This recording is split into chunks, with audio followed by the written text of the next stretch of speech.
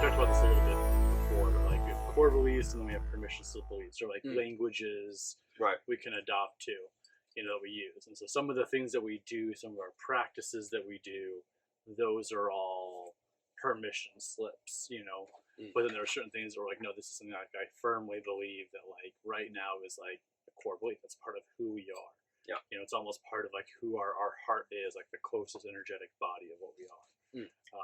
So with that premise, it's like, what would be one or two of your main core beliefs? Right. So I think the thing with any of this kind of thing, it's important to unpack what we mean by the terminology. Because I think core belief to me, if you were to visualize it, a core belief is something that's in your core.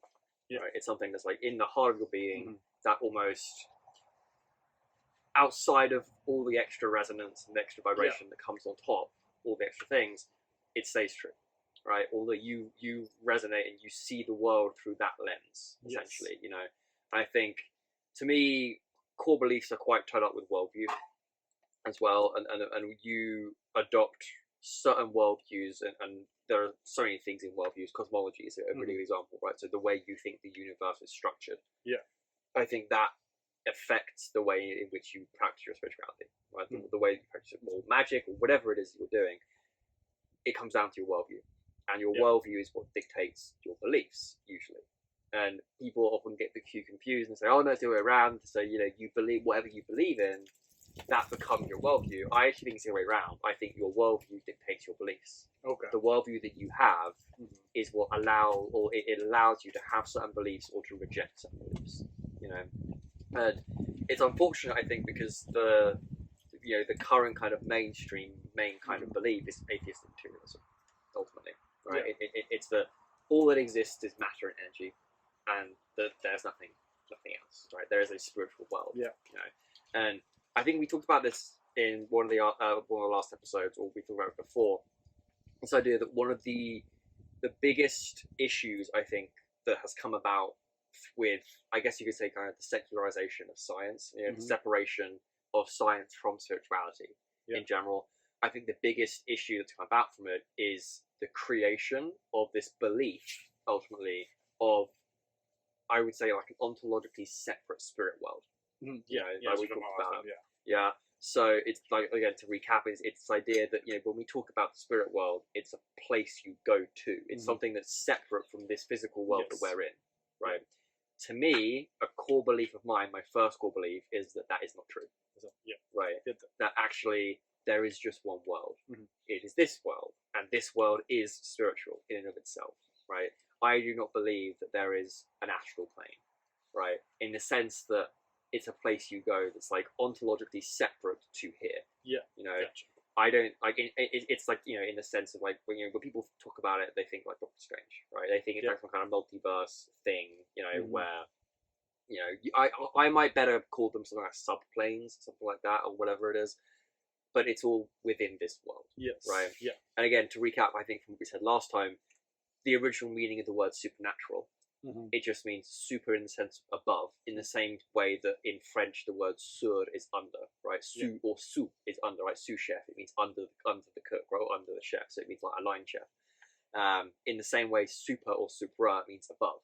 So supernatural originally just meant the world above the natural world, which is this world, right? So the natural world is composed of animalia, so animals, minerals, so the plant, so the rock spirits, the gemstones, and then the plants, so the plant spirits, and then I might also now since modern biology's come in, I might add in the mycelium kingdom as well, right? So the mushroom kingdom, because I don't necessarily loop them in with plants. No, they're not. They're their own thing. They're their own thing.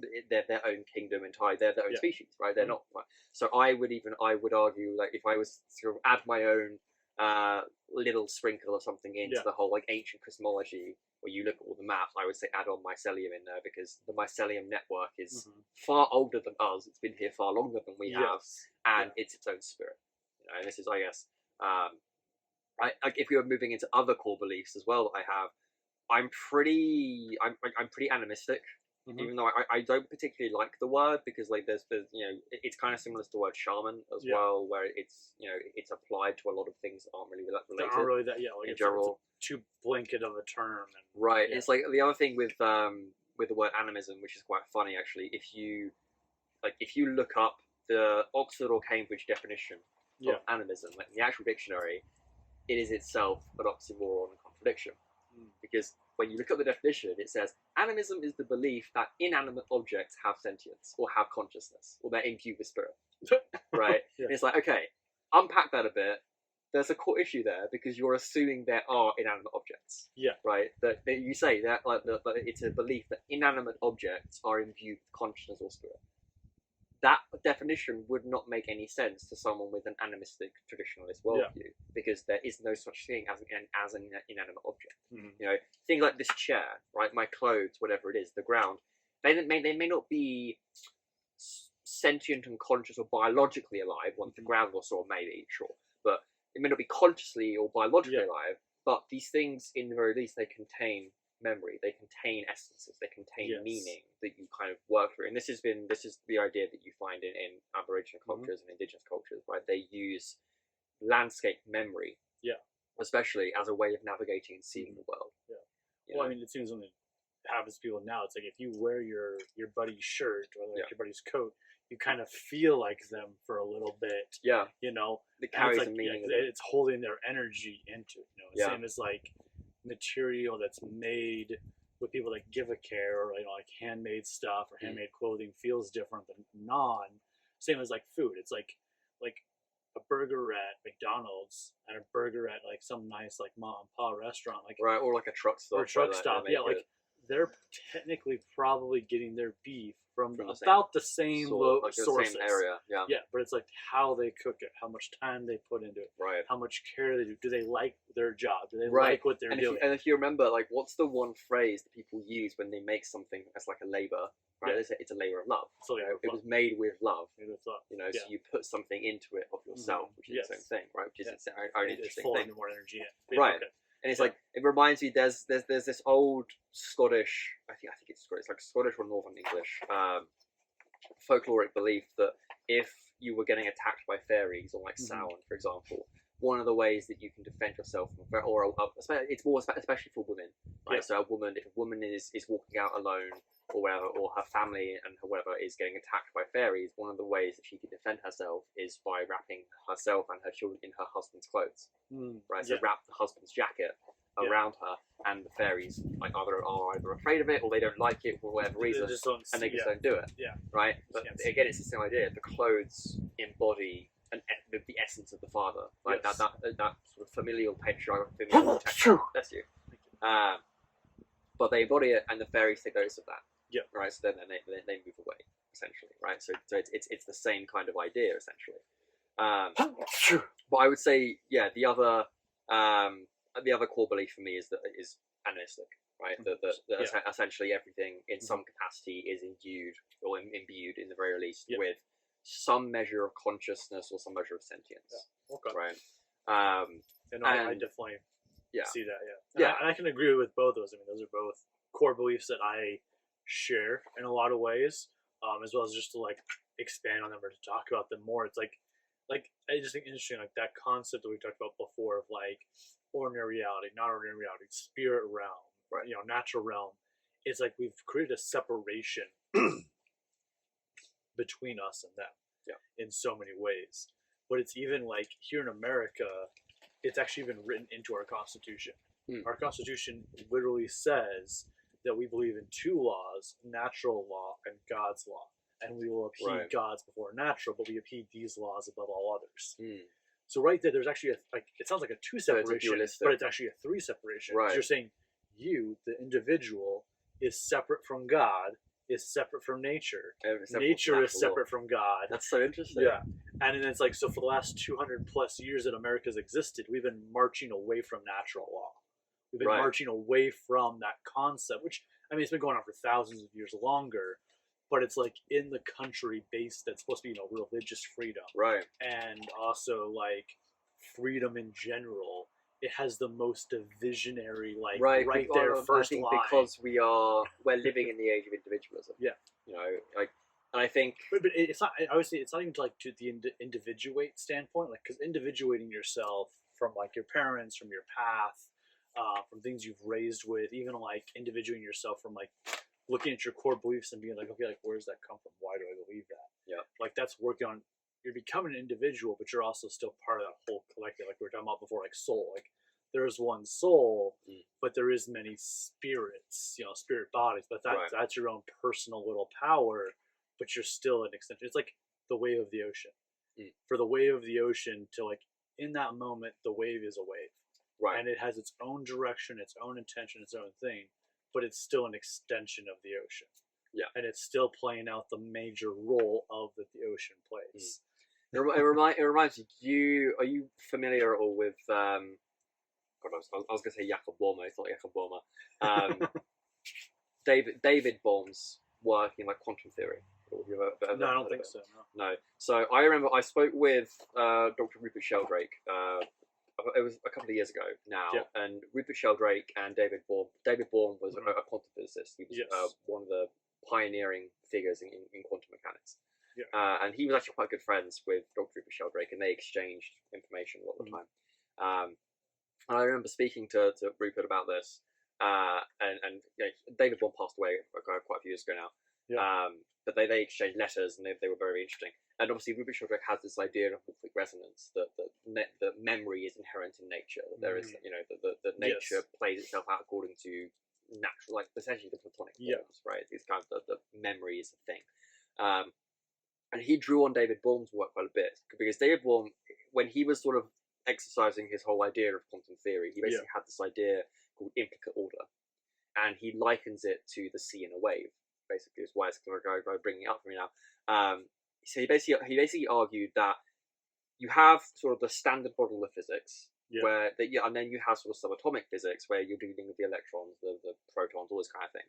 But he argued that even beyond them, and even beyond the quarks and the subquarks or whatever else, all that kind of thing that make up the electrons and all the subatomic particles, he said that beyond all of that, at the very core, the very heart of reality, there is an implicate oneness. There is implicate order to things, and it's this kind of probability cloud. It's very similar to how like Austin Osman Spare describes chaos magic, right? The Zoskia cultus, essentially. That at the beginning of creation there is this void of potentials, essentially, and everything emerges out of this void of potentiality, essentially. And Bohm he had this idea that the implicate order of all things was this kind of universal. I want to say unified because it kind of is unified, but it was just this inherent order underneath everything that gave birth to everything else. Everything came out of that order, if only for a moment, and then eventually at the end of its life cycle faded back into it. Right. So there was this overarching oneness, and this has been a common theme in most of the pioneering styles of quantum mechanics. Schrödinger is another great example. Schrödinger was a huge fan of the Upanishads. He read the Upanishads like crazy, and he's been quoted in a lot of his lectures as quoting the Upanishads, especially the monoist idea that the number of minds in the universe is one. Right. Now that's also a Platonic idea as well, because Plato has the same theory where he goes the number of soul, because this is the other thing with Plato. Because since our separation of church and state, and since science has become much more secularist in general, they always, I say they, scientists, mainstream academics, whatever you want to call them, people who are in this mechanistic field, they try as hard as they can to move away from anything remotely religious. Right? They don't like it. They're like, oh no, we are, because essentially we have sort of proposed three pillars. You have science, magic, religion, right?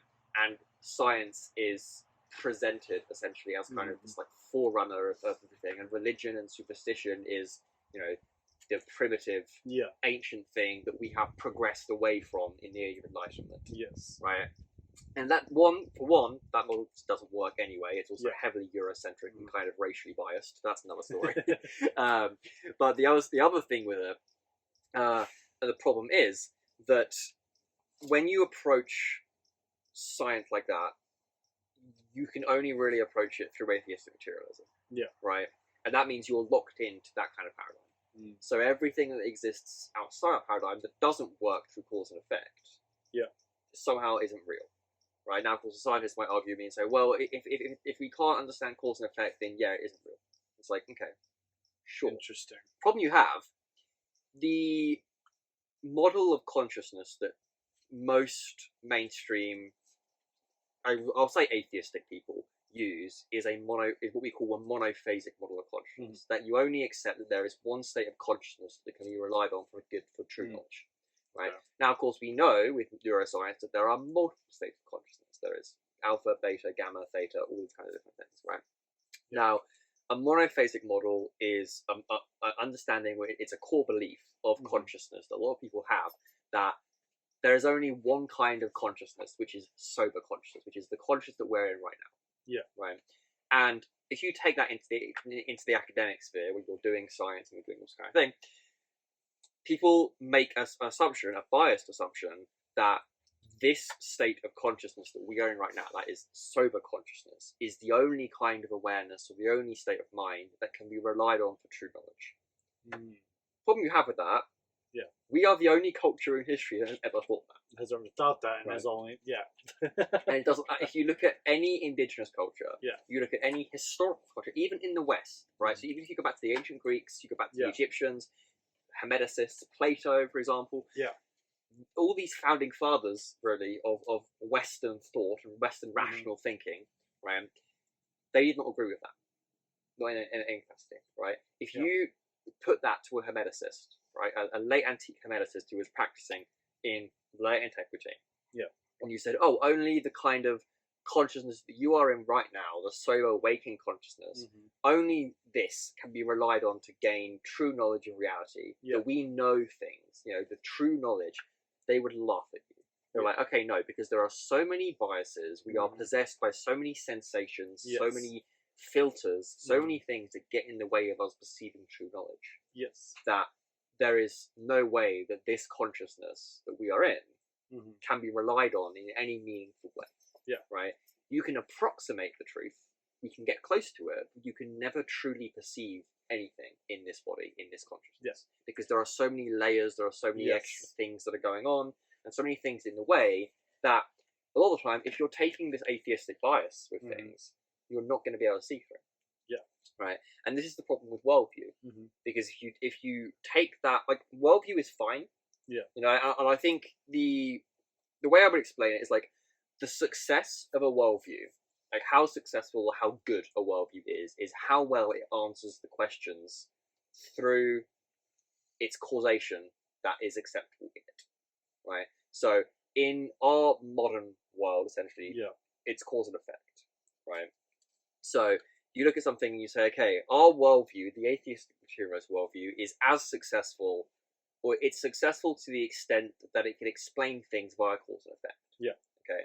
Now that makes sense for most things. It makes sense for the natural world that we're in right now.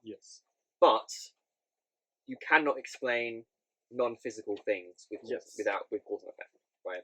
You cannot really explain things like consciousness. You cannot explain a lot of the quantum stuff. Right? You cannot explain things that do not have definitive, this starts here, this ends here. You can't explain that. So that's where this worldview falls down. Right? And if it falls down, then it can't really be true. So there has to be something more to it. Right? So if you look at something like the medieval worldview, I mean, I'll admit I'm slightly biased. I like the medieval worldview. It situates us in the center of a wonderful cosmos, essentially. And also the main side tangent on the medieval view, but also like that is partially why we have such a strong like division of church and state, or like separation of spirituality and logicness, is because when that was like, oh yeah, here's this religion, this thing, we acted one way, very, in that medieval terminology and so forth, that some things didn't serve, some things did serve. Right. And so it's like, as we seek a new evolutional path, that's there. Right. But, the whole thing. But the worldview of that direction. Right, exactly, and the whole thing with it. Like, if we go back to, and we go deep into some philosophy here, right? The whole thing with this is when you go back to, it's mainly the early modern philosophers. So it's people like Descartes, right? So René Descartes, like it's him and his sort of entourage essentially, and the people sort of similar to him that we can thank for this kind of the modern version of rationalism. Yeah. Because what ends up happening, there is this movement in early modern philosophy where it's mainly pioneered by people like Descartes, where the philosophers tried to redefine reason through the lens of rationalism. Yeah. And rationalism, of course, is the sort of the logical thinking. Right? They try to redefine it through the sense of logic and methodological processes. Yeah. Essentially, right? Now, the problem that you have with it is if you go back to someone like Plato and Socrates, or even Aristotle, right? So the Greek philosophers, reason in and of itself is a divine thing. Yeah. Reason is a faculty of the soul, right? In fact, the soul, largely the part of us that is the higher soul, is reason itself, right? Yeah. The nous, the noetic consciousness that we have, is reason. So reason is a divine thing. It's not something that's material or mundane. Yeah. Right.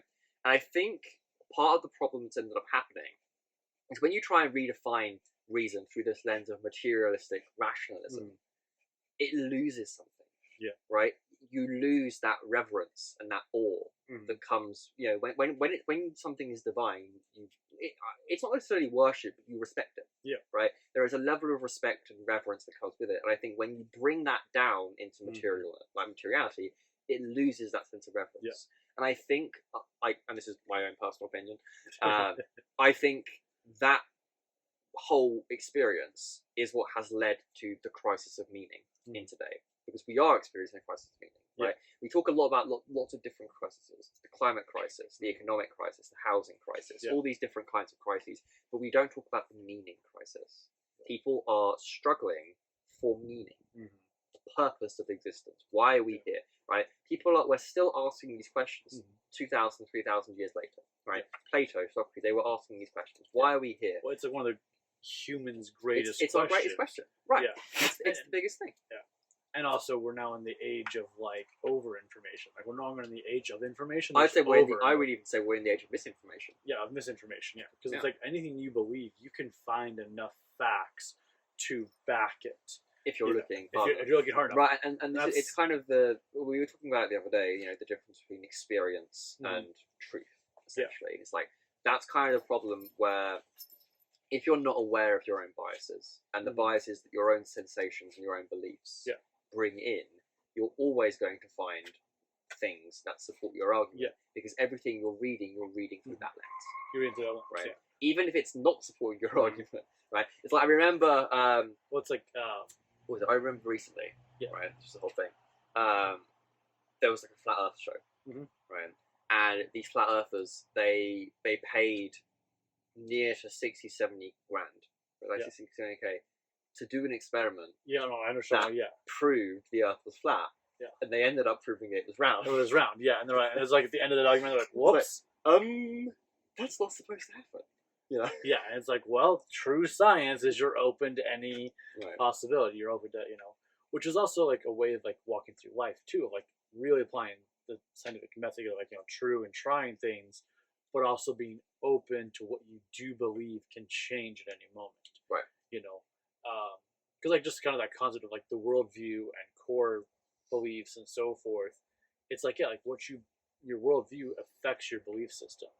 But it's like, I guess it's kind of like a silly example, but the concept of like, like tradition, like certain traditions go on and on and on for years, and people think they have these deep meanings.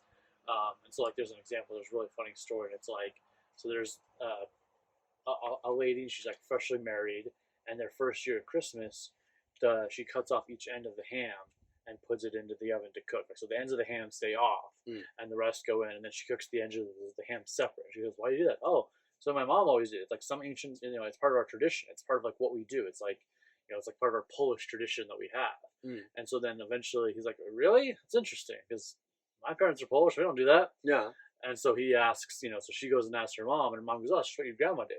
So she goes and the grandma, they're talking about it, and then a few years later they're hanging out with the great grandma, and she asks her, and the great grandma goes, "Oh, well, that's just because back in the day the ovens were only a certain size and the pans were a certain size, and so I cut these off." So it become this 4-generation tradition Right. that really had a very logical, but then the story, Right. you know. And so it's like, that's kind of what I view it like. I mean, I wish I could just draw it here in imagination land. But if you had like, you have you as who you are, then you have your heart, and like your heart, and like that, like if it's a thin layer around like your essence of who you are, that's what your core beliefs are. That's where your worldview and your core beliefs are. But then you have like your permission slip beliefs, which would be like just outside of that you can grab, and like now those are your lenses, or you can pick up the lenses from your core beliefs and like look through those. And then thought forms are outside of that. Right. And so then it's like you can grab a thought and put that on a lens. But we do that so often. And so it's like that's part of this like personal development, personal awareness, getting aware of like the cycles in your life, getting aware of the spirals, getting aware of like who you are. Because like once you know your core beliefs, you can decide, well, where's that come from? And why do I believe that? And is it something that someone told me that like, oh yeah, this is a tradition we do, is we cut off the edges of the ham, or do we actually know why? Another good example of this, a little bit, is like, I mean, I'm sure you've heard of this before, but like the 4-minute mile. Yeah. Like it was told it was impossible for man to run faster than a 4-minute mile. It was literally like scientifically thought, a theory. It was, it can't be done. Yeah, like biologically. Biologically, it's just not possible. Someone does it, someone else does it 2 months later, and now we fast forward 20, 30 years since then, and it's like a typical high school record. Like most state high school records are like barely over 3 minutes for a mile. Like we're talking about, these are now, talking 14, 15-year-olds. Yeah. Like bodies that are still developing. Athletes or anything. Like these are not bodies that are like been training for years. These are bodies that are still in partial development. Yeah. Like can do this thing that was once impossible. Yeah. Like, and so it's like that belief system we have sometimes. It's like, is that a core belief? Or it's like, oh, that's a permission slip that we adopted. It's a thought form lens we put on. Right. And so it's like when you're aware of your core beliefs, you're aware of your permission slip beliefs, you can be aware of your feelings and your thoughts. And they all influence each other. It's like your core beliefs do influence your permission slip beliefs. Yeah. And those influence your feelings, and those influence your thoughts. But also what thoughts you choose to look at influence your feelings, and it can lead in. Right, and I think so. It's like the unconscious way. The core beliefs that you have also influence which thoughts you have. Which thoughts come by. And so that's why it's like the unconscious ripple is not being aware of any of it, and it's like they reach out to meet each other. The conscious is they're reaching out to meet each other consciously. And that's one of the basic meditations I usually teach people. But also like a simple one is just observing your thoughts. Like as if you were a traffic cam watching cars go into a tunnel. It's like it just goes. The camera doesn't follow each car. It just, or like if you're watching the water go by in a river. It's like you don't follow each droplet of water. You just observe. So it's like that with your thoughts. And then it's like you're not attached to them. You're just watching them. And then you're like, oh, if I can just watch them, that means I can choose which ones I want. Right. Or if I'm in one that I don't enjoy, I can choose out of it. Right. And so like that's kind of like the reason I'm bringing this up is like one, the whole thing we've talked about here, and like diving into like, taking like full control, the full accountability of it is like how much do you choose into? Like I said, like with the medieval view, it's like you're a little bit more biased, so you're choosing into that. Right. And that's that lens, and it serves you in a lot of ways. Right. I think the reason I like adopting the medieval worldview, one, is because I work predominantly with medieval texts. Yeah. So it makes sense for me to absorb that worldview and be like, this is the worldview that these people, these are my spiritual texts. This is what I'm working with. This is the worldview they had, so it helps me connect with them. Yeah. But also, the reason I adopt that worldview is because it reflects my core belief. Yeah. Right. One of my core beliefs is that because everything is animistic, right? Because we are connected, this kind of thing. The medieval worldview better reflects that for me, right? Because medieval worldview, essentially, for those that don't know, is you have, if we're going by the geocentric model, and I'll touch on the geocentric model, saying that the Earth is the center in a moment. So I'm not 100% on that, right? But in the medieval worldview, you have the Earth at the center, or rather, I'll rephrase. We have us. From our perspective, we have us at the center, right? And then inside that, in the chain of being, everything is divided into the chain of being, right? With sort of the mind of God and the logos at the top, and everything descends via that kind of way, right? Yeah. You have us at the center. Then you have essentially within the natural world, you have the kingdom of plants, a kingdom of minerals, and then sort of vegetative, right? So vegetation, plants, minerals, and then at the base of it all, and at the base of the natural world, you have the four elements. Right? So you have everything. Then moving up from that sort of central world that we then have the celestial world. Right, so if we're following someone like Agrippa is very, I think he's a genius on this, but he divides the world into three sections, right? You have the natural world, the celestial world, and then the divine world, essentially. And the natural world, you have everything I just mentioned. In the celestial world, you have the planets, right, and the fixed stars, and they are generally conceived of as being in concentric rings or layers around the Earth. Right, and you have the seven spheres with the seven planets. And then you have the fixed stars, that kind of thing. And then in the medieval world, you then have either the Empyrean and the crystalline layer. So they believe that actually there was a layer of crystals and crystalline stuff that surrounded the fixed stars. And then eventually you have God, right? You have the divine realm, which is the realm of pure idea. It's the noetic ideas where the mind of God is, right? And everything kind of moves through that. The reason I like it is because every single layer interpenetrates the other. It's connected, right? So if you say that, my core belief is that everything is connected.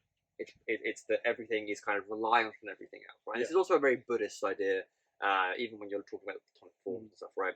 So and it's very indigenous and shamanic belief too, that everything layers on each other, like it's all needed. Right, and it's also not necessarily a layer because they interpenetrate each other. I put it the wrong way. Ripples is the word I was looking for. Sure. Like everything ripples into each other, and it's like everything influences each other. And when you take one thing out, the entire geometry will change. Yeah, it changes completely. Right, and that's the reason I like the medieval worldview. That's why it resonates with me. Because I'm like, okay, like the medieval worldview, it places us and our experience at the center, and it says that this is not a merciless world of cause and effect where nothing is happening. It's an interconnected reality where everything that's going on in all the worlds also affects what's going on down here. And this was also an increasing fear towards the end of the Renaissance period. So from the 16th or in the 16th to 17th century in early science, right? This was an increasing fear among people who were practicing and people who were just living in general, because they had this assumption or this fear in them that the more that they act or how they acted in the world affected other layers of reality as well. And what that means is, like, they thought that if we as human beings, if there was one, like, it worked both ways really, because if we were experiencing more war or more corruption in our rulers and our politicians, that kind of thing, then you would actually see a corresponding effect in the other worlds. The other worlds would start to suffer because of actions that we were doing. And in the same way, and this is also we find it in Kabbalistic texts as well, it also goes the other way, that things that were negative or things that were horrible in this world were sometimes the result of imbalances or things in the other world that were going through. Right? They were interpenetrating from next. But as an example, there was an increasing belief it begins sort of in the middle of the 16th century onwards, or late 16th century onwards, where people were increasingly afraid if they kept going to war and they kept having these negative outcomes and things, then it would cause the appearance of more comets and more meteorites in the sky, because the comets and the meteorites, they herald destruction. They are bad omens, right? So they had this belief that if they were mistreating the natural world, or they were mistreating each other, that it would create a corresponding negative effect in the celestial world, which then eventually would then make its way back to God. Right? So there was a level of responsibility as well, and that's also something I like about the medieval worldview. It places an essential dignity on us. It says that actually we are agents. We are not just passive people, not just passive things in the world. We are active agents in maintaining the balance and order in the world. So that even then, unpacking that there is a natural balance and order in the world. That everything is connected, and there's a natural order to things. And more to the point, that we play an active role in that. And that we have an active role to play. And because of that, we also have a responsibility to do it properly. Yeah. Right. And this is like heavily in Pico Mirandola's work. Right. So Pico is I would say one of the most underappreciated esotericists of the Renaissance period. Right. He's Florentine. He's in Florence. He writes 900 theses on basically synthesizing Kabbalah, Jewish mysticism, magic, Pythagoreanism, all this stuff. Right? And he's an absolute chad at this kind of stuff. Right? He's amazing, and he basically invites every single academic and person from across Europe at the time to debate him.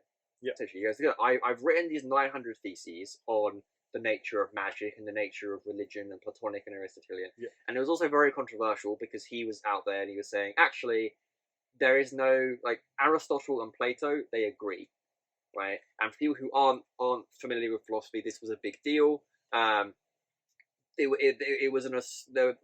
been tons of debates over time, across time, that Aristotle and Plato say different things, that they don't agree with each other, right?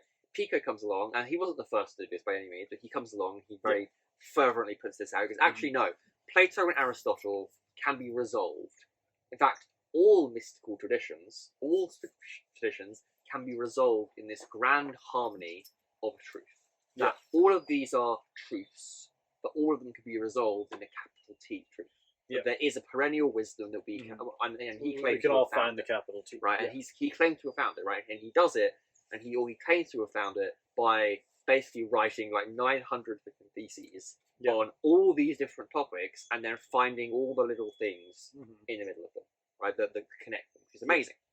And to prove his point, he basically invites every academic, every scholar, every theologian from across Europe to come and debate him in person. And he goes, okay, come debate me, come talk to me about it, we'll have a chat, and we can just, together, we can find the truth.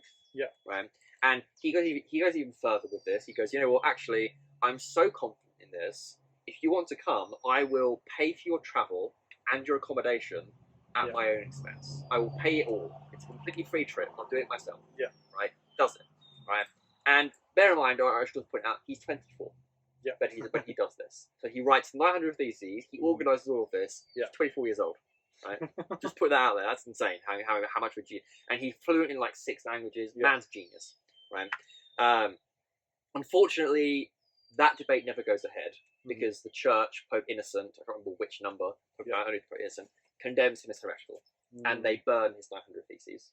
In fact, it was actually Pico's 900 theses was the first ever book to be publicly condemned or officially condemned and burnt by the Church. Wow! It's the first one. Yeah. Right. At least in modern in modern like Europe. Public like not just we're burning these books because we don't like them or we don't know them, but no, like this is on the list. It's on the list. It's the first time the Church officially goes, this is heretical. This man is a heretic. We're going to burn his work. So it's the first ever book in history, Pico's 900 Theses, that gets burned. We still have some of them. We don't have the whole thing anymore. We have a couple of the theses still. So they didn't all get burned, but the vast majority did get burned. Okay, gotcha. But he, as well as his theses, he also writes this little, it's quite short, little text called the Oration Oration on the Dignity of Man. Okay. Basically, and it's essentially an opening speech, right? So if you look at it in context, and you sort of look at how he's written it and the way he writes it, he writes it to basically imagine a guy going up on stage in a podium to sort of read the commencement speech to kick off the debate. Basically, that's what it is, right? He writes this like 5, 6, 7, 8 page long speech that is extolling how incredible this work is and how much we need to do it. Yeah, and it's basically kicking off the debate, right? That's what it's supposed to be. And what's really interesting about it is the oration in itself also contains some really like solid gold nuggets of knowledge there as well, because basically what he's doing is he's justifying the need for the debate. Yeah. And the way he justifies it is by saying, or basically speaking to the essential dignity that we have as humans. Yeah. Or he uses man, but it's in the collective mankind, right? So he goes, that's what it is, right? Oration on the dignity of man. It's speech about the dignity of human beings. And he basically argues that human beings are nature or God's most incredible creation. That we are so incredible, and we are fixed in such a place to be the most incredible thing in creation by virtue of our free will, essentially.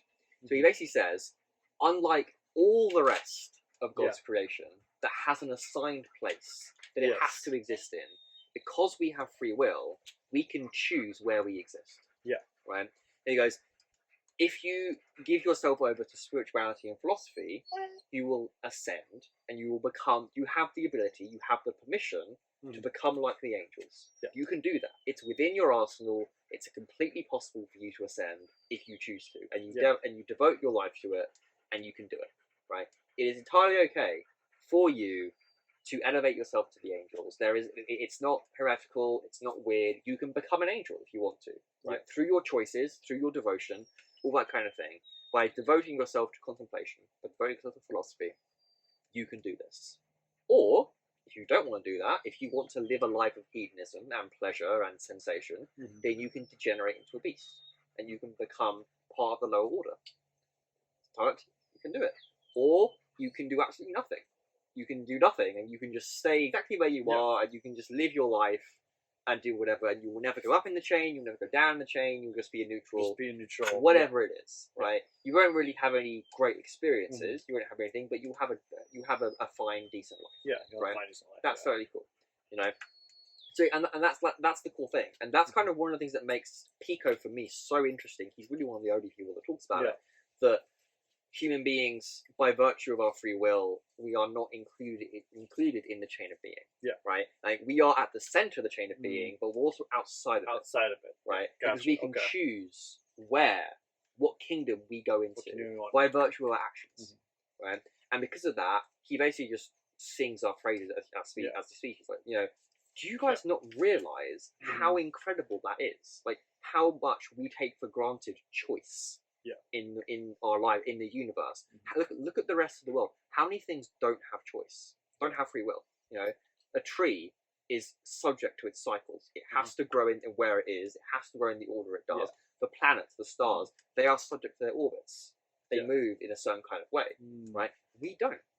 We can choose how we orbit. We can choose what we do, right? No other creature has the consciousness and the awareness to do that. Right, so he goes off on this huge thing, basically just extolling how incredible we are. Right, like, do you not realize, all of you, like, how amazing human beings are? It's like, and his like, in part of his philosophy, he basically argues, you know, as you would, he's like, because we have the choice to do it, the best choice for us is to aspire to divinity. Right, the best thing you can do, because we have, like, yes, you have the choice, you can do whatever you like, but the best way of doing things is to aspire and align yourself to divinity, to become God, to become like God, right? That's the choice you should make, right? Because we have this central divinity, because it's so amazing, we should be able to do that, right? That's the choice you should be making. Unfortunately, everyone does, because that's the best choice, because the God is the highest option, right? So we can become like the angels, or we should highest vibration, you know, it's the light, it's right. That's what you should devote yourself to, right? That's his core idea. Which is interesting, because I mean, in a lot of Christianity, well, and especially, I mean, this is more like the Mormon or LDS faith, but in a lot of Christianity, like some of the deeper doctrine, like some of the deepest concepts, is one, you're aiming to obtain to become God-like. Like that whole scripture where Christ is even like, things that you have seen me do, you yourself can do, and you can do greater than I have ever done. Like, that's a scripture that doesn't get talked about a lot. And then also kind of the deeper thing is kind of like one of the final, I don't know if you want to call them, like, you know, the centurions of heaven or whatever, the final questions, the final things that get you through is like this final question of like, do you yourself deem yourself worthy to be in the heaven of God or into the celestial kingdom? And so it's kind of this like, you yourself are your final ultimate judge, but also your choices and how you feel about your choices, which is then your choices about your choices.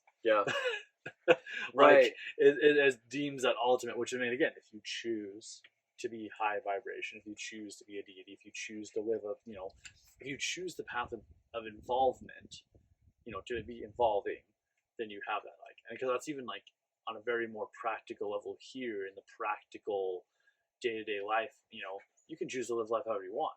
You can choose to play the 9 to 5 game if you want. If it makes you happy, great. If it doesn't, sorry. But you can also choose what you want. But again, it's like choosing the personal development path. It's like, well, you're choosing to peel back the ice. You're choosing to continue to go on these things. Like me choosing to walk the shamanic path, and like dive into these things. Like there's levels of initiations that will be required. There's levels of, and it's like, yeah, you can walk away at any point and go, yep, I'm good at where I'm at. Yeah. But it's always that level of moving forward. Yeah. And it's even like in life. It's like, if you're okay in life, how do you get to good? And if you're good in life, how do you get to great? But you could also just live an okay life. Yeah. You could be perfectly happy with an okay life. Right. There might always be that thought in the background of like, oh, I could have, but you're also accepting and knowing you're doing that. Yeah. I guess it comes back to awareness a little bit too, but it's like that choices. It's like once you're making the choices, and then that's the ultimate thing. Like essentially what he's saying is like, we're so great as humans, we get that power to choice. You're so great as these beings of light that you get to choose the light you allow into yourself. Right. So, and this is also like partly an Aristotelian thing as well. Aristotle talks about this in his Nicomachean Ethics, where one of the defining elements of living a life of virtue, he says, is enduring good pains, or like being choosing, like choosing a life of virtue because you are virtuous, and part of that whole thing is accepting and feeling the pains that come along with your choice, and that makes it virtuous, right? Like it's okay, you can choose whatever you want to do, but the virtuous way of living in that scenario is to then accept the pains that come with that, and bear them nobly, right? It's also very Stoic, right? Very Marcus Aurelius, right? You can't control your pain and your suffering, but you can bear it nobly. Like you can take it. You can I understand this. I can't control the outside world, my circumstances, but I can control how I react, and therefore I choose to respond in this way. Yes, I choose to respond to it. Yeah. Well, and that's the thing too. Of like, I don't believe in right or wrong, but I do believe in ripple effects. Yeah. And so, like saying like high vibration, low vibration doesn't mean they're good or bad. It's like you can choose to do whatever you want, but be aware of that ripple effect. Be aware of the pain that comes with it. Which is again kind of like cause and effect thing, but it's more of also like, which is something we could talk about at another point about like the 7 laws of hermetics, but like that level of it too, of like the law of rhythm, the law of cause and effect, but it is that very thing of like, if you choose to show up in life and you choose to lie to everybody, you can be a liar and you can choose to do that, and there is a ripple effect that comes with that energy. Right. And there is a loneliness ripple effect that comes with that energy. Right, no one will trust you. No one will trust you. Or they'll trust you until they don't. Right. Yeah. Well, I think this is... just how far. I mean, they have so much room to go around. Yeah, it's fine. I just want to make he's being very patient. He's being very patient. And they're totally good to go wherever they want to go. I just heard noise. That was all. It's fine. But I think this is also like where, in a way, where the Western world has kind of misinterpreted the idea of karma. For me, I look at karma very practically. Yeah. If you're a shitty person and you're angry all the time and you're constantly in that kind of tension-induced mood, and like say you go to Starbucks, you get your coffee, and someone accidentally like pushes past you and you blow up, that's going to create a ripple effect, and everyone around you is then going to be uncomfortable because they know you're an angry person. Yes. Right. That, in a way, is essentially karma. Right. Like take all the kind of the fancy spiritual stuff out of it, the language, language, moment. On a basic level, if you are a shitty person, right, or if you are an uncontrolled person, let's say, you're ruled by your senses and your passions, people are going to notice. They're going to take notice. Well, when they take notice, they are going to adjust accordingly, right? If I'm sitting here, and if I say we're doing this podcast, right, and I was like very kind of obnoxious, arrogant. I was like, I'm going to sit here, being very projective, I'm not going to let you speak, right? Naturally, as a human being, your reaction would kind of be like, okay, this guy's kind of all over the place. I'm just gonna, and it'll be the same for me, right? It's just a natural human thing. Yeah, that's essentially kind of what people are talking about when they say karma, right? There is a reaction to the ripple effect that you cause. Yeah, right. And take away the spiritual stuff for a moment. On a basic level, it's just reaction. That's all it is, right? It's the equal reaction. Whatever you do, say you're a really angry person, you're going to frustrate people around you. So you're going to naturally get more angry people around you because you are yourself frustrated. You know? Exactly. Like that, I think that's like a lot of the time how karma is interpreted in the West is kind of a bit shaky. Yeah, but I mean, like that's But it's more that's instant my karma if you basic take out the spiritual means to it, spiritual connection, which I agree with completely. It's like immediate how you treat. Yeah. You know, it's the same as like if you walk in, you're like, oh hi, how are you? Or if you walk in, get coffee, and the person's like, hi, how are you? And you say nothing to them, and you're just like, give me my order, or you just go right into like asking order, like they'll still get it, but it might be different. You're like, oh yeah, I'm great, thank you. Da, da, da.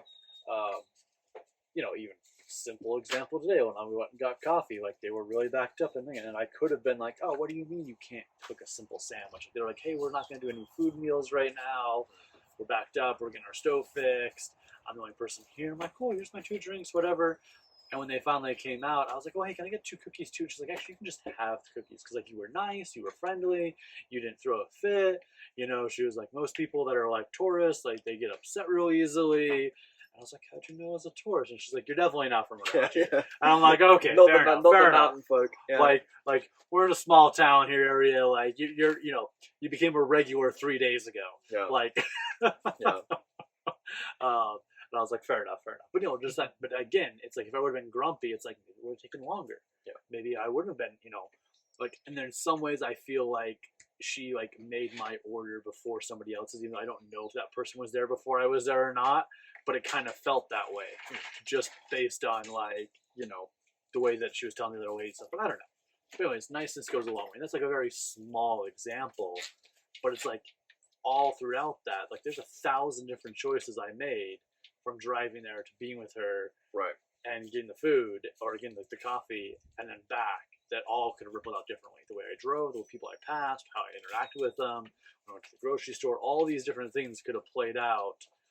And again, it's like all those ripple effects pour into one big ripple wave of like, had a pretty good day, had a pretty smooth, happy day. Yeah. And I can legitimately, I'm not like, oh, today just happened to be good. Yeah. It just happened to work out nicely. Just happened to be like, no, like I fucking created that. Like, but in a very nice, kind way of like just that's something I think we need to take ownership for too in life. Is like we're gonna have crap days. Yeah. We're gonna have bad days, but also like when we have a calm day, a nice day, a neutral day, a happy day, taking that ownership too of like, wait, I created this. Like the way I chose throughout the entire day created this how I feel now. And just to kind of bring us into a small, slow wrap up of at least this episode, and we'll do some other things and come back for the next episode. But like that's what I want to put down there is like how our ripple effects show up, and like something that you're about to respond to us. I'll show you respond to that first. But. Yeah. No, I agree. Yeah, it's I think people struggle. One of the things I've seen people struggle with a lot is actually just taking a moment to acknowledge when they have that kind of power. Yeah. The world that we are in such a way, it is designed to strip us of power. It is designed to make us forget that we are active agents, essentially, in our lives, right? And I think people are becoming so conditioned to forget that because again, it's around us constantly, right? You watch the news, you watch the media, you're constantly bombarded with fear, and advertising, right? And advertising is its own form of magic in itself, right? But you're bombarded by all this stuff that is designed to strip you of your own agency, right? And it's like you talk about the idea of free will. People are like, oh well, I have free will, it's great, sure, and then they watch an advertisement. And they see everything. They see, the Bentley, the Rolls Royce, whatever it is. They see some fancy mansion. They're like, I want that. That's my that's my choice. It's my free will. I want that mansion. It's like, well, no, you just saw an advert for it. Yeah. You saw somebody else doing that thing. And you're like, I want that, and that influences you. Is that free will? Yeah, it's not really free will. No, right? It's not. You're being advertised to. Literally, it's in that thought form zone. It's in that sight form, and you grabbed it. And you grabbed put it, those lenses and you put it on, and you're like, okay. That is now my definition of happiness, and if I'm not having that, then I am unhappy. Yeah. It's like It's the idea of like you create your own happiness, right? Exactly. The biggest issue is that I'll be happy when syndrome. I'll be happy when I get the new car. I'll be happy when I get the new mansion. Yeah, exactly. Whatever it is, right? And then what ends up happening, and I have seen this happen twice. Yeah. Now, people are like, I'll be happy when I get that promotion. I'll be happy when I move into my new house. Yeah. And then they do, and they're miserable. Yeah, exactly. It's like right. You have a world of miserable millionaires. Yeah. I'm like, huh? You don't think about it. You're like, oh well, I have this, and the reason they do it is they set themselves up and go, oh well, I'll be happy when I make my millions and I have my freedom. Yeah. And then they get the millions and they notice that they need to maintain the millions. So then, like one of the ways he conceptualized it, which was so funny, he was talking to this millionaire, and he was like, this guy had so much money. He didn't need to worry about anything in life. He had stuff for his children's college fund. He had everything, and he was talking to him. He was like, and the guy was miserable. He had depression. He had everything. And like Paul was talking to him. He was like, how like help me out here. I don't want to judge, but help me out. Like you're a millionaire. You have the most beautiful house. You have a great partner. You have wonderful kids that are completely looked after for the rest of their lives. Why are you miserable with $1 million? He goes, well, I don't have $1 billion. Right. I have more. I don't have more. Yeah. Which is like that level, like, and that right there, like that's the difference of like how much deep personal work have you done, right? Because being able to go after the goal is the thing. Because it's like yes, I want to be a millionaire someday. Yes, I want to be a billionaire someday. But also like the desire along the way. It's like to enjoy the mountain climb, to enjoy the thing. Because that I'll be happy when leads to now I got the thing. Well, that didn't solve it. Now I need the bigger thing. Yeah, right. So you're it's not, that you're concept not actually of like, addressing the core need. Right? You're packing it on top. It's that whole concept of like, oh, okay, like well, you go to school, you go to more school, you get the job, you get the better job, you get the house, you get the white picket fence, you get the bigger car, the bigger boat, the bigger house, the more kids, the second wife, then whatever, and then eventually retire and then you die. Yeah. Like, and it's like all of that's to build outward, and it's like none of that's actually filling it. It's all distractions. It's just fancier doom scrolling. It's the lack of meaning. Yeah, right. And it's the crisis of meaning. So it's like when you actually go in and do the work, then it's like you can go after goals that are high and heavy like that, but they don't define you. The failures don't crush you. You're not like, oh man, I don't have, I don't have 100 million. I only have 1 million. Why do I suck so bad? Yeah. And this is a thing that I find interesting. Like, this is me not putting him down in any way, but when I listen to Alex Samosi's stuff, and he talks about, like, when he gets personally vulnerable and stuff, he's got a good point on a lot of things. And it's interesting, though, sometimes, because he'll really bring in that straight-up concept of, he'll be like, oh, yeah, like, when The Rock made it to, $1 billion, or like, Kylie Kardashian made to $1 billion because like they sold a product, and so it's like their brand, their personal brand, helped sell that product. And because their personal brand sold that product, then that like made it go into the 100 millions. And so he's like, oh man, I made like 14 million last year. These guys are making 100 million. Oh, now this other person is now McGregor's a billionaire too, and so forth. And he's like, oh, why do I suck so bad? And it's like that mentality there. It's like accepting of like, I like myself enough. It's like, you don't suck. Like, you're still doing awesome. You're just, so then you adjust. Yeah. And then, but that's the mentality too of like, do you beat yourself up and be like, oh, I'm so sad? Or do you change it to go, okay, what can I learn? What can I change? How do I adjust this? And that's where that full accountability comes in. And it's like, it's so interesting of like full accountability of life, full awareness of life, is so scary because it puts so much on you, but it's also so free. Yeah, and it's the freedom that steps out to it, Right. It's the uncertainty. I think a lot of us, in fact, I'll expand it. I'll say almost all of us. Yeah. We make choices because we are afraid of the uncertainty. We don't know how to sit with the uncomfortability.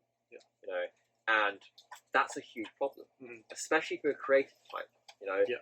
I'm a big believer in the idea that, again, that you choose your life, right? You create your life the way it is. And I take this to like quite a logical conclusion where I will go, okay, if you don't create a routine for yourself, you will be assigned one by someone else.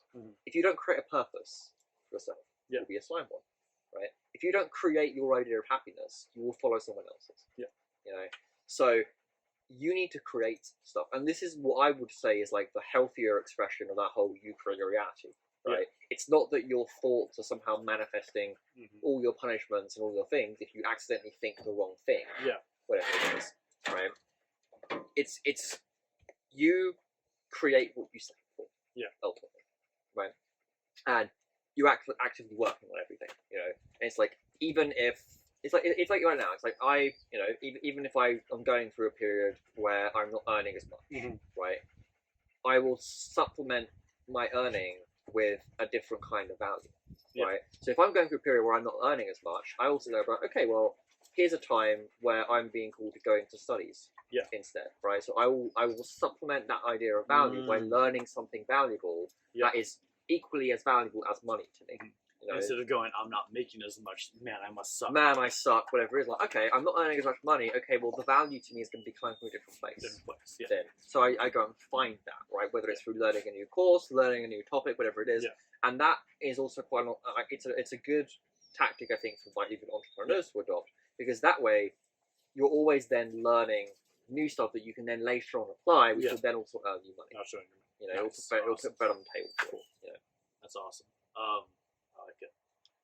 So kind of, I think just to wrap this up, but I think it is awesome, and I think it's at that level. It's like adopting more value into like what you're doing. It's like instead of seeing a hole, it's like filling that hole back in. It's like if you're on the beach and you dig a hole in the sand, instead of waiting for the ocean to fill that back in with the same stuff you took out, you're putting something else in there, which could be more value. So it's like I'm making less income. I have more time on my hands. Well, let's go gain more valuable skill. Let's go invest in myself more. Let's go do more valuable things. I think it's awesome.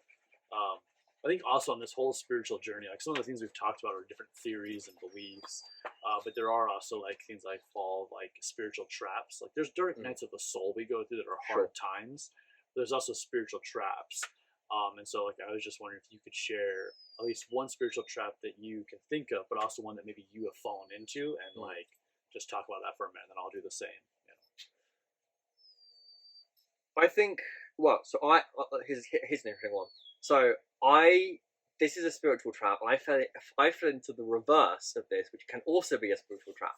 So one of the things I think is a huge spiritual trap is this labeling of yourself as some spiritual kind of creature, right? And I mean in the sense of indigo children, rainbow children, star seed, whatever it is. I think that is a huge narcissistic ego trap, right? People who go around going, I am a star seed, therefore I do this, or I'm an indigo child, that means I'm slightly better of a spiritual person than everybody else, right?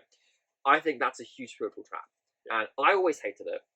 I never liked that. I never liked that idea of kind of what is essentially spiritual racism, that some races or some things are better than others, essentially. That's also very theosophist, very Helena Blavatsky.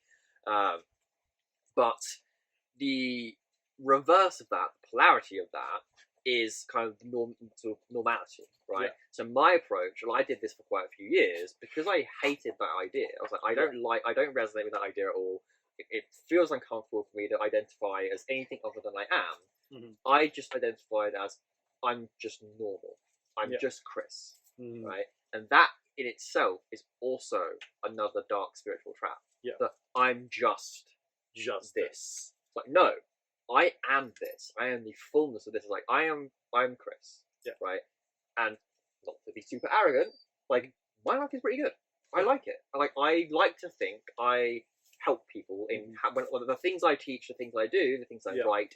I like to think in some way helps people. The things I post, whatever it is, it's people get some kind of value out of it, right? I like to think that in some measure, if I stopped publishing, if I stopped teaching, I would be missed. There will be some value that I'm giving that will be lost in some people's life, right? At least my students' lives, right? Yeah. So it's a very easy kind of overcorrection to make when you're like, okay, I don't want to identify as anything super cool, super amazing, so I'm going to identify something and be overly humble, right? I think like being humble is a universal spiritual trait, absolutely. Yeah. But I think there is a danger of being too humble, right? There is a sense of forgetting our power, Yes. Right? There is a danger, and I fell into that for a very long time. I was like, well, I'm like, why would anyone listen to me? I'm just some English dude posting on Instagram. Yeah. You know, what do I have to give that anyone would actually want to listen to? It's like, well, no. And like, I was on a call from a publisher today, right? And he put it really, really well. Actually, he was like, you know, I don't think you realize how much of an edge you have over other authors right now, because I'm of the generation that was raised with social media, and I'm educated in business, and I know how to make content. I know how to make engaging content. That's the thing. Other authors don't. Other academics don't know how to do that. No. They don't know how to. They don't know how to talk to people. Right? How to get out there. How to actually position themselves on social media that's engaging, and actually be able to distill, in my opinion, quite complex topics into things that somebody on Instagram can understand in under 60 seconds. You know, not many people can do that, and it's not arrogant for me to say that I'm good at that, because I have spent the past 5 years training myself and going through certifications and courses to understand social media marketing. Right? So it's not arrogant for me to say I'm good at Instagram. Right? I'm good at making this stuff. I'm good at writing because I honed my craft with it. Right? So it's worth it. You know, it's not arrogant if it's true. Yes, right? No, it's true. And that's the whole thing. It's also owning your power. Right.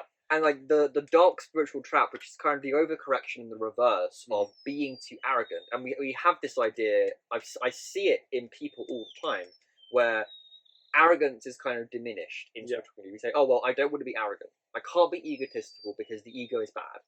Right? I can't be self-praising. I can't have pride in my work because pride is a sin. Very Christian, right?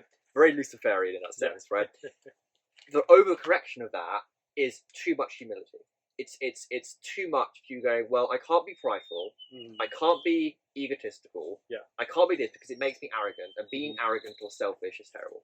And so you're actually avoiding stepping into So you avoid stepping into that power, and you avoid saying, no, you know what, I actually do have something to say, and I'm good at what I say. I'm good at what I do, and I am in a position of power doing it. I have a voice and I can use it, and people should listen to me. Here's why.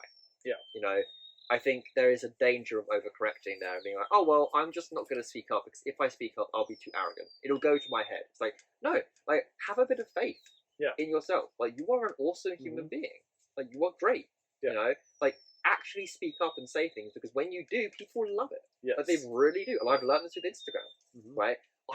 I will say sometimes the most unhinged, weirdest shit on Instagram, and people love my takes.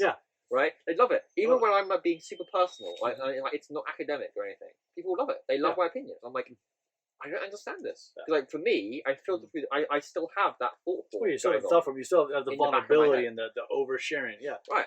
I just don't do it. Gotcha. Right? So, and that's a danger for me. And I spent a good part of 4 or 5 years not doing anything on social media, not talking, not going out there, because I was so concerned of being perceived as arrogant or egotistical. And I'm like, I'm not going to do this. I'm just going to be really, really tiny, and I'll only talk to my friends. Gotcha. You know, and that for me was quite a dangerous thing. Yeah, because it's the over humbling. It's like the batting away with a compliment too. When someone's like, "Oh, you're so great," you're like, "Oh, well, thank you. So are you." Right. You know, and it's like even that human nature we have, which so many of us do have, is like someone tells us something good, and we're like, "Oh, thank you." It's like, oh, you're so pretty. Thank you. You are too. It's like you're not even like fully absorbing it before you reflect it back. And so it's the same thing. It's like, oh, like, don't be too confident. Don't be too ego. That's because we've seen people run wild with their ego. We've seen the unhealthy. We've seen the unrighteous dominion of that. You know, so like it's the fight back. So yeah, that is a spiritual trap too. Is like the too much into the arrogance, and then also the reverse of not. So it's like own your power. And realize you're fucking special beyond all belief. There's only one individual of you, but also there's one of everyone. Right. So like you're all special, but also like you are special. And you are awesome. You know? Cool. So I think for me, like kind of one of the spiritual traps that I've fallen into, but also that I've seen a lot of people fall into, is it's like that kind of helicopter energy, or like I want to help everyone, I want to save everyone. Right, the savior energy. Yeah, and it's like it's that excitement. So it's like it's not a bad thing, but it's like a spiritual trap you can fall into. It's like once you have your first major awakening, which by the way, we have more than one awakening. You have Absolutely. multiples, and there's always gratitude and levels and peeling back. But it's like when you have that first amazing one, and you want to go tell everybody about it. You want to tell all your friends, all your family, and then anything that you see someone's doing that's like a little bit like, oh, you're eating like you're drinking a high fructose corn syrup, or oh man, you really should meditate every day, or oh, like you raised your voice in traffic, and it's like you become this judgmental, and it's maybe not you don't want to say it to people, but you're thinking it, and Right. you become the holier than thou, and also that I want to fix everyone, and it's all from a place of love. It's actually it's not like I'm better than you, so like you guys are down there. It's like, oh no, like I know the way, so let me help you. Right. And it's actually a Christian wound of like, and it's a trap that I think I fell into, because leaving Christianity is like there is the one and only path, and then you find out there's more than one path, and then it's almost that same energy of like I gotta tell everybody there's more than one path. Right. I'm not gonna tell you what path to get on. I just want to tell you there's more than one. There's more out there. Yeah. And I remember getting that excitement. It's like I've pulled back from that a lot.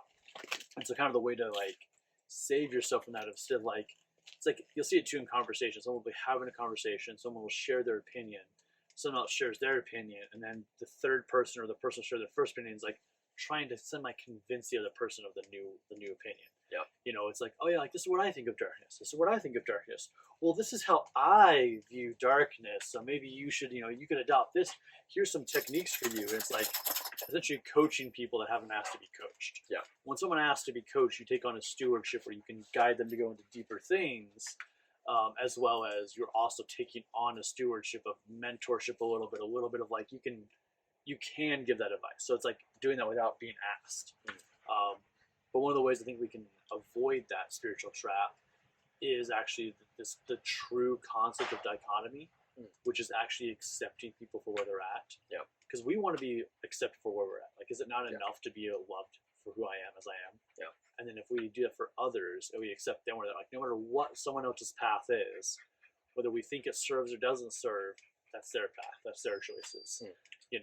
And it's like love them for where they're at. It's like I don't have to spend all the time with them to love them that way, but it's like love them for what they're. And it's like I have plenty of friends that tell me things that deep down inside I'm like, that's not how I would choose to play the game. Yeah. I really don't think that's a wise idea. I may have like said it like one time, like if we're like really close friends, I might say something like, hey, I just don't think it's like real smart. Like, hey, these are my concerns I have about this. Yeah. Or I might be like, the way this person has showed up in the past, I wouldn't trust that person. But if you want to go trust that person and you want to live your life that way, fine. But it's like, let me put my 2 cents. I might do that. But a lot of times I'm just like, not how I would choose to play the game. Yeah. Or not how I'd like to do that. But your life, your thing. And that's actually like this true dichotomy of like, I'm not trying to heal you. I'm allowing you to be who you are. And the more you be who you be, you'll gain it. You'll learn it. And it's a funny thing because there's this show called Letterkenny I used to watch, and like whenever they would talk about things that like other towns were doing, or like it's a show in Canada, and they would talk about America, and they'd be like, America doesn't have ketchup chips, they don't have salt and vinegar chips. What? That's weird. They'll figure it out. Like, and so then that's like 3 people talking. They're just like, what? No way. And then it's like so different things like that would come up, but they'd be like, 3 towns over, they're charging $5 for smokes. That's really expensive. Yeah, and they're charging $7 for a gallon of milk. They'll figure it out. Well, that's weird. That sucks. Yeah. They'll figure it out. Yeah. Their pig, their farm, their monkey, their zoo. Yeah. And so I've been adopting more of that energy. And so that's kind of something you can adopt too. It's like, walk your path, own your path, let your candle ripple out. It's like, be more like a candle, be more like a flame, like a fire. People want to come sit around a bonfire. Yeah. They don't like spotlights in their face. And that's very copy. Yeah. Very, very authoritative. Sure. Believe. Yeah. This is it. The chakras are real. Can't you see? Yeah. But like always, it's been a lot of fun, Chris. We'll continue having some more fun today, tomorrow, and continuing on with all of our fun adventures. Anything you want to say here in closing for the last couple minutes? Wrap up and let's think. I'm always slightly wary and skeptical of anyone who is in that way of thinking and goes, "This is the truth I know, like, this is the way. This is the way. It's like, don't be wrong.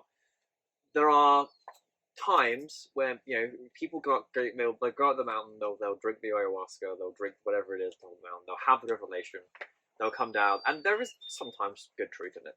Yeah. You know, there are reflections of good truth in that. Mm-hmm. But I think the second anyone starts claiming they are something, one, based on a revelation, and two, that like they know the true way, they're not really any different from a dogmatic religion. Yeah. You know, and it's interesting to me that, you know, people have, especially in the spiritual community, I think stuff like that, if you're not careful with, especially if you're about plant medicine, you know, you bring into, you know, if you don't go through the proper integration afterwards, you know, I think what ends up happening, especially if you've had a religious background, is it brings up that religious trauma wound again.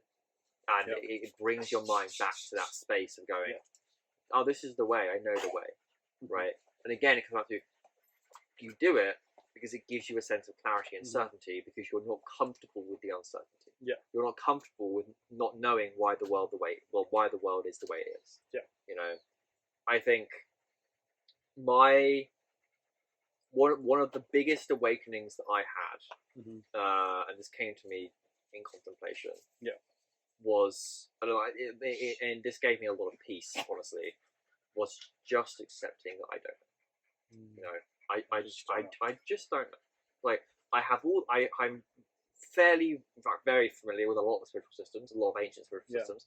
I'm a practitioner for occultism over a decade, nearly 10, 11, 12, 13 years now.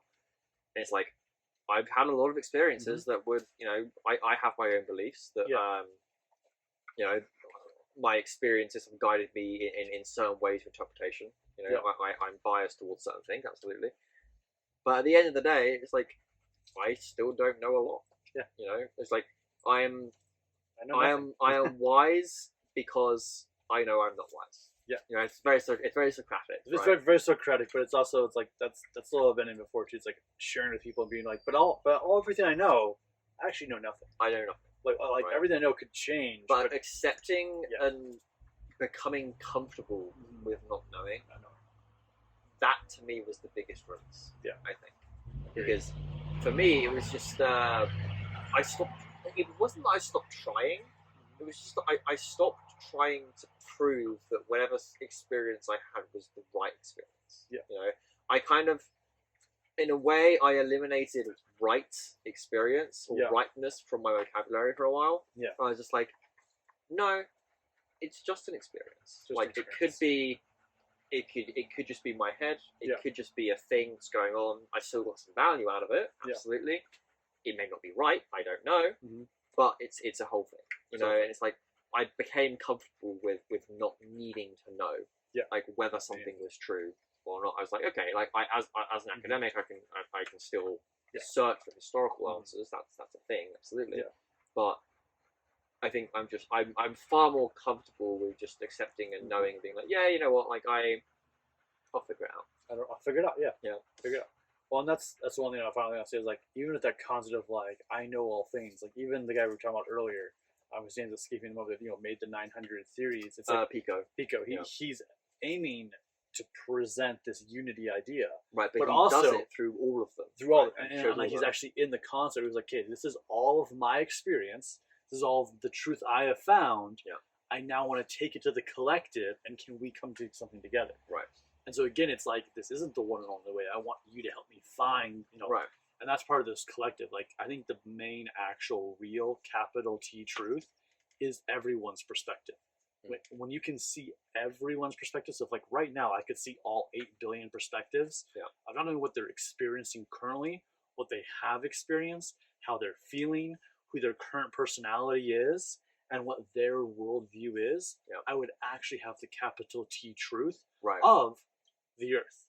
Right. But that still wouldn't be the capital T truth of everything. It's like the way the whole perspective of everything. The way I like to conceptualize it, and I guess we can kind of end on this note, is like, if we see ourselves as a microcosm of God, right, that we are God incarnate, or we are in the shape of God, the image of God, right, the Imago Dei, I like to imagine it as, you know, if you look at humanity as a whole, the form of man, essentially, it's like we are different parts of the body of God. It's like I'm an eye, you're a foot, right? Or I'm a finger, you're the other finger. It's like me being an eye, you being a foot. We're gonna have completely different experiences in reality. But they're both still part of the same body. Right? They're part of the same one. We're part of the same being ultimately, but we're gonna have different sensations in reality, different experiences, right? And it's only by understanding all of those together. Like again, when you experience the body as yourself, you don't experience anything from any one sense. You experience it collectively, as a whole, right? So if you imagine all humans are part of the body of God, right? And by understanding that, then you understand the different perspectives, different things that exist, essentially, you know. And that's also a very Platonic idea, because like the way Plato argues about the world soul is also like essentially that all finite consciousness is within the world soul. And the way, like, I'm paraphrasing obviously, but the way it's kind of conceptualized is essentially that we are all cells in the body of God. In the body, essentially. You know, in the same way that all our 50 trillion cells make up our collective body, and then our consciousness, our awareness unifies it all into one experience, right? All the qualia into one thing. It's the same kind of thing with God, right? We are all cells in the body of the cosmos, in the world soul, and it is consciousness, that one soul that exists, that unifies it all. Aloha, thank you for watching and for your time and energy. I also want to let you know about our sponsor for this video, and that was Golden Shadow. Golden Shadow is an app that me and Chris have created that is full of coaching, courses, online community, and practical things you can do to improve your life and shift into a better version of yourself. Now, we're currently launching this app in January and probably until February before we close doors on it fully. And we are right now taking on beta members or founding members. These are founding members that will come in, be the foundation of the member network that is there. There will also be testers to test out how the courses roll, how the links are working, making sure everything's working well. You'll give us feedback, and then you also get access to the app. So you get early access to the app, which includes breathwork and meditation libraries, massive collection of that, a large collection of transformational material that you can go through and learn and raise your vibration, as well as a ritual library that has a lot of practical usages, both from the occultism and other realms that you can use to learn and become more knowledgeable and also apply to your day-to-day life. You also get the current courses that are in there, and the courses that are being created currently, and courses that will be created in the future as we continue to grow. And then also we are offering our Unleash Your Potential program, which is a 6-month program where we unleash your potential and help you step into living your best ideal life. It's really, are you even happy in life? Are you living the life you want? If the answer to that is no, then this will help you shift to that. If you are living a life you like, then this will take you from a good life to a great life.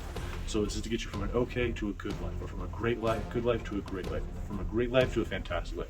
This will improve your life no matter what stage you're at, but regardless, this will really give you the tools to create your ideal life. So a founding member gets all of this, as well as then you are giving us feedback consistently and helping us grow.